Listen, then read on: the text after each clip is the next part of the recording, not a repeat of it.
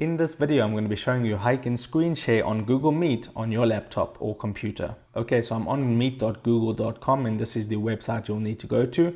And you can see that you can start a new meeting or enter a code or a link to a meeting. I'm just going to go ahead and click the green new meeting button. And then I'm just going to start an instant meeting. So I can show you how you can share your screen within the Google Meet call. It is now joining the meeting, and I'll just keep my camera off for this explanation. And now to share your screen on this Google Meet call, all you need to do is click on the Present Now button on the right hand side at the bottom, and then you'll have different options. You can share your entire screen, you can share a window, or you can share a tab.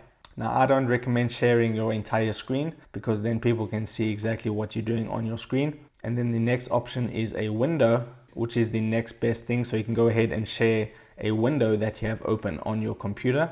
But the one that I like to use is the tab option. So choose a tab, and then you can go ahead and select a tab that you have open on your browser. So I have the Google Meet call open, and then I have YouTube. So if I want to screen share the YouTube tab, click on YouTube, and then I click the blue share button. And now you can see the YouTube tab on my browser is being shared within the call.